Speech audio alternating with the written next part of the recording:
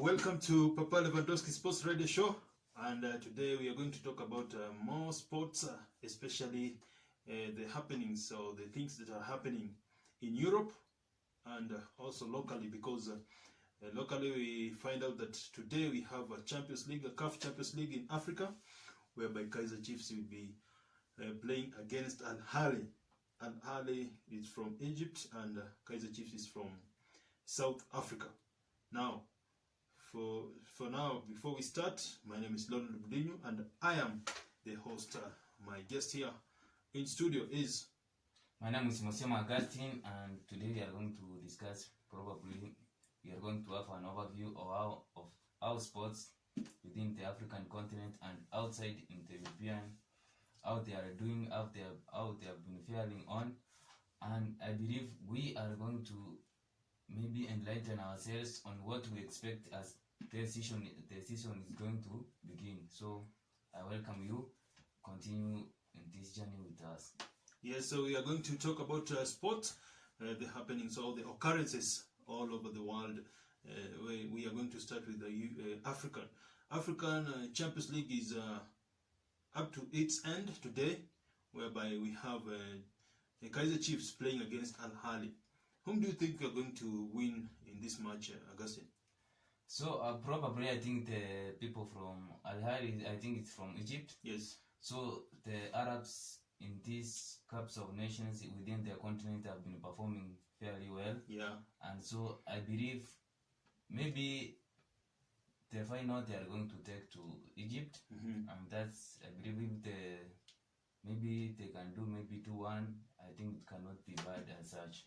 Yes, that's a prediction from Augustine Musioma, whereby we are going to look at, he's saying that we are looking at Arabs. The Arabs are technically well in terms of how they participate or how they play football, because they have adopted some kinds of European playing styles, whereby they also compete at bigger stages when it comes to CAF Champions League. That's why one of their teams, that is Al Ahly, is among the teams in the finals. And then we have this Kaizer Chiefs. Kaizer Chiefs is from South Africa.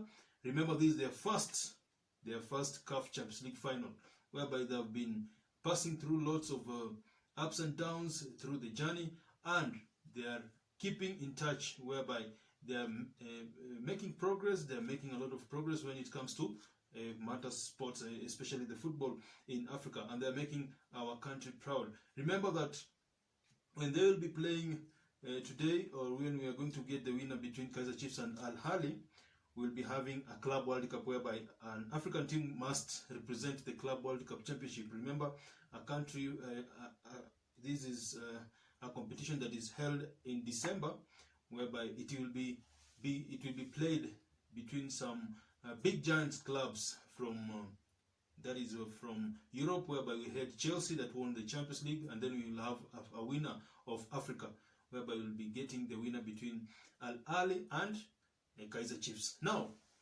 Augustine Musioma, we had some sort of Euro 2020, whereby Italy, they were the winners of the Euro 2020. Yes. What's your take on the win from the Italians? So from what I could say about these two teams, which were between England and Italy, yes, you see, for the whole game it went up to penalty, and you see these teams had to compete up to the final. No one wanted to maybe release the cup. Yes, yes. So it was a fight, and from this fight we can see other instances where now racism has gone into football. Some people, for instance, mostly we can say majority of the English people play for England are a majority are African accent.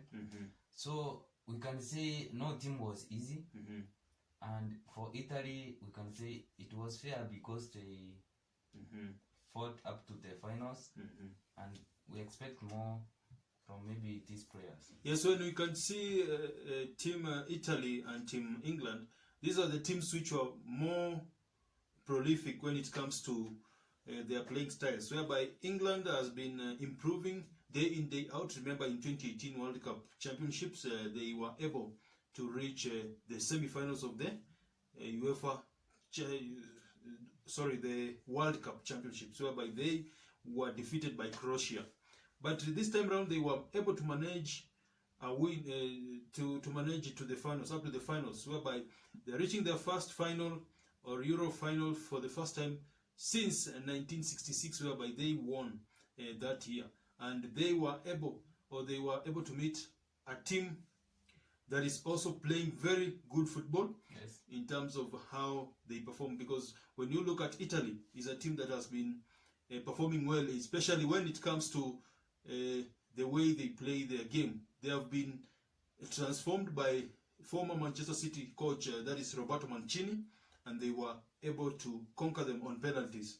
And remember, this is a team that was also seemingly looking like an underdog in the competition, because most people were able to see, or they were saying that Portugal or Italy, no, not Italy, the Portuguese side or the French side were the ones which were more powerful when it comes to playing this soccer or the Euros 2020, and they were able to, at least they were defeated, and they were actually knocked out of the Euros very early, and it wasn't anticipated as per the fans from all over the world. But we can say that the racism that is working, or that is has been seen in football, is too much. Now the question is, we're going to ask our fans, for instance, what do you see, or what do you say when we say that there is this thing, or this act of the players kneeling down? Before the match starts. Is it helping us really? Because all the time we see matters racism all the time. When an African player or a person who is from African origin does something very weird, or does a mistake in football, then they start abusing. So for me, what I can say about racism, when some people, let's say blacks, have been facing this challenge a lot, yes, and they are the most who are affected.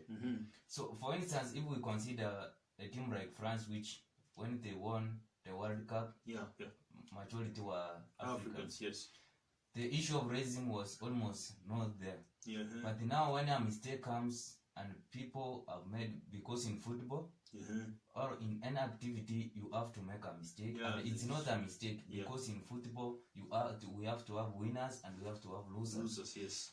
So the issue of racism and kneeling down, I don't believe it's going to assist anyhow, because people have to change their tactics, which now they need to tackle this whole issue of racism.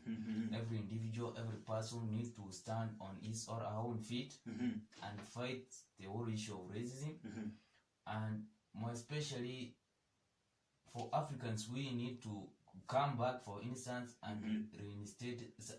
I mean, we need to have that bargaining power. Yes. Such that, you know, some people, when they see Africans, they see maybe these are the people who have been running from their continents in terms of football.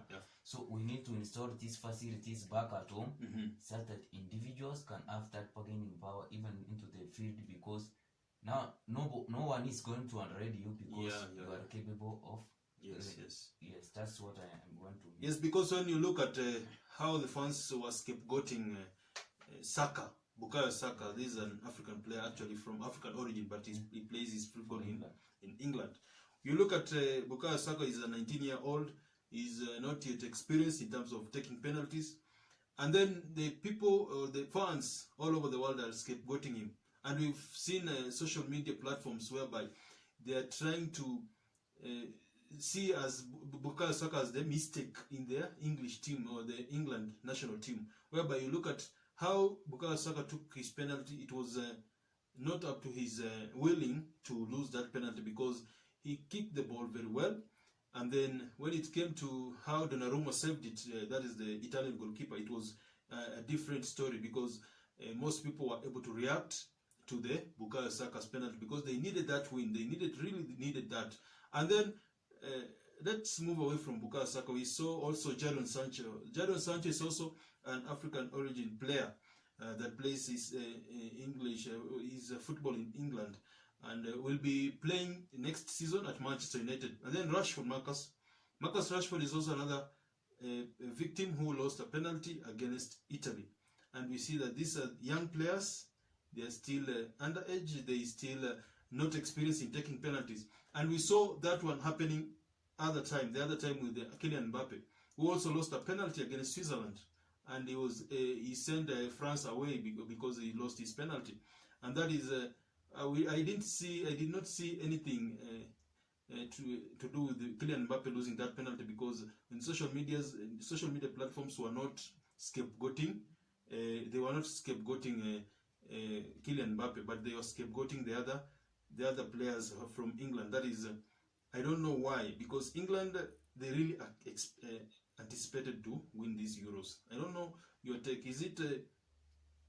Was it a must win for England, or was it just a losing battle for England? You know, some people, I can say the really fans maybe not, they are not the ones who are involved in this whole issue.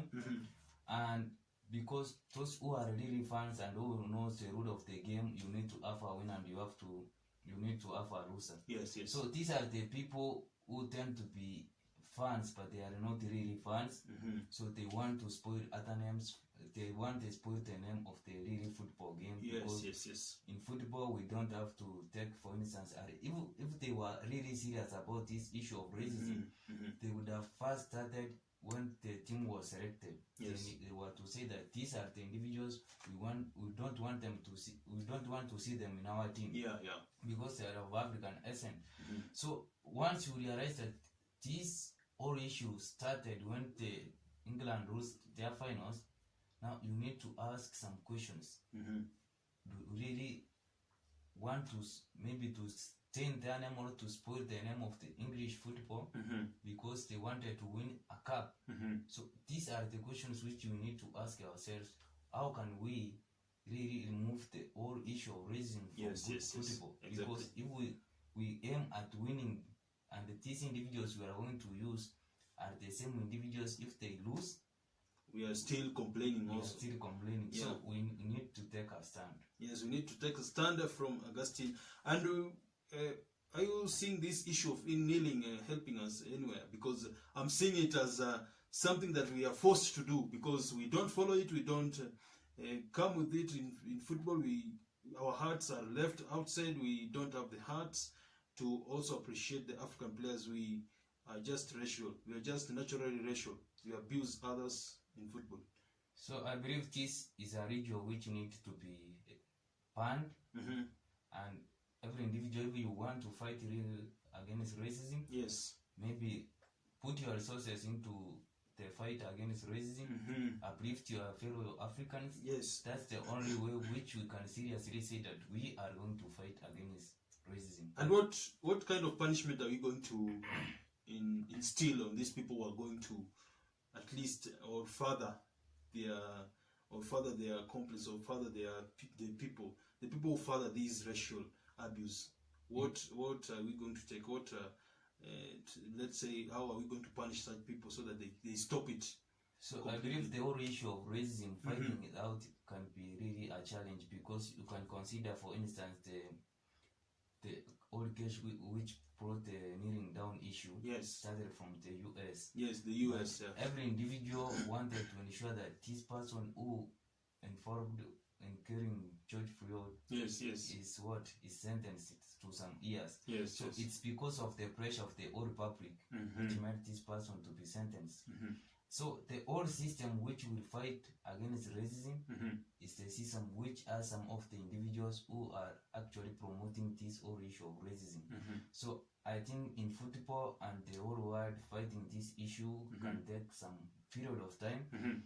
So we need to take a responsibility, every individual, for instance, we Africans and the people who are seriously together with Africans, to stand and, let's say, we uplift each individual so that we can have that bargaining power. Because if we don't have bargaining power and we start crying that maybe some people in given football authority are going to fight this whole issue, I believe that we will be lying to ourselves. Yes, from Augustine, we need to have the bargaining power against the European nations. And Augustine, we've seen, let us take a look or have a look at some of the sporting events that are taking part in the world. We have Tokyo Olympics that are going to take part in Japan, and then let's leave that. We have also the pre-seasons which are going on. We have the pre-seasons which are going on, whereby Arsenal has played their second match in the pre-seasons, whereby the first match they lost to Hibernian.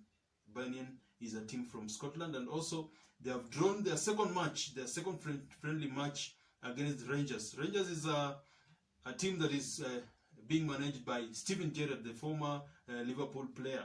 Now, Arsenal's kind of a tactic that they are using young players together with the old ones, because I've seen Aubameyang playing both matches, Aubameyang and also Nicolas Pepe. So how are Arsenal being prepared? Because I'm seeing them having a bad season, also the bad pre-season, and I don't know how they are going to cope with it come the next season, which is beginning in 4 weeks' time. How are we seeing Arsenal? How are you seeing Arsenal in terms of their competitiveness next season? For me, I think maybe Arsenal are just preparing their spectators, their supporters, that expect this as we begin the next season. Because if they start losing as early as this, and maybe they have no pressure, yes, they are not maybe chasing any title. Yes. So I believe this is just a clear indication that expect us to disappoint you when the season begins. And I believe as Arsenal fans, they are used to that. Maybe they need to extend now, to extend their own suffering. That's Augustine amusing me here in studio. Remember that Arsenal has been playing very good football, or beautiful football, when they were being managed by Arsene Wenger, the former Arsenal coach. And we've seen them producing better results during his time. But after his tenure ended, we came up with the Unai Emery, and Unai Emery was also sacked after being thrashed 4-1 against Chelsea in the Europa League finals. And then we came up with now Mikel Arteta. Is Mikel Arteta young for this job, or is he still gambling with this squad?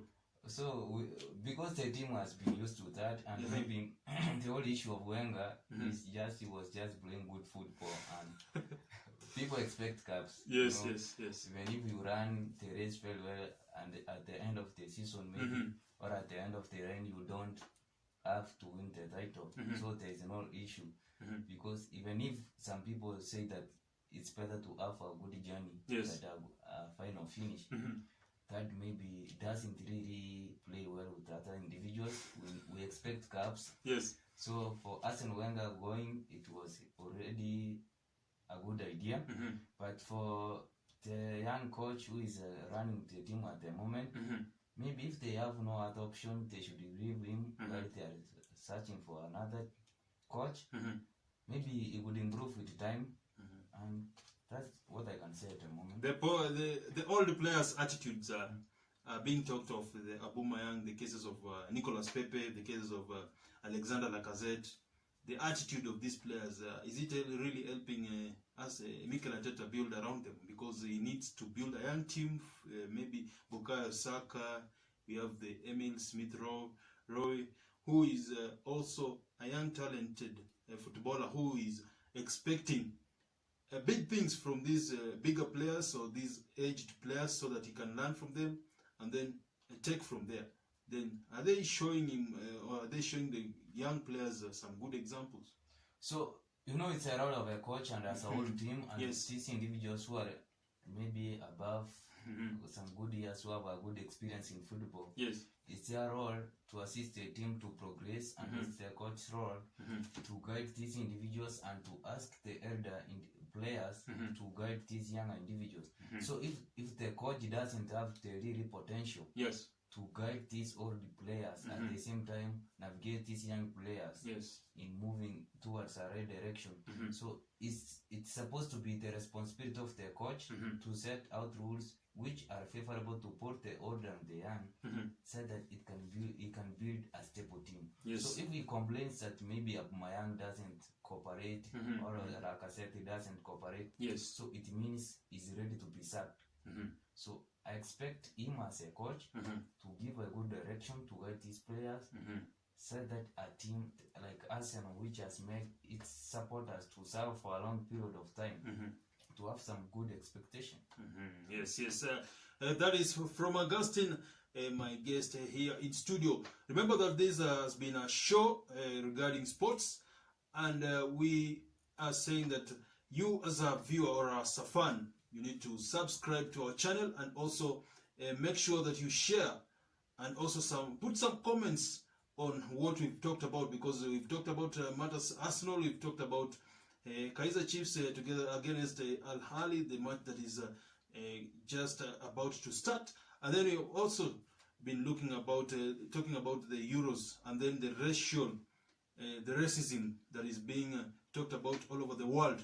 We need to see your views, and we'll also be reading them next time in our show on how you've been viewing all these matters. Thank you for tuning in. My name has been Leonard Mudenyu, and my guest. My name is Monsieur Augustine. We appreciate for your coordination and maybe our feed. Now, goodbye.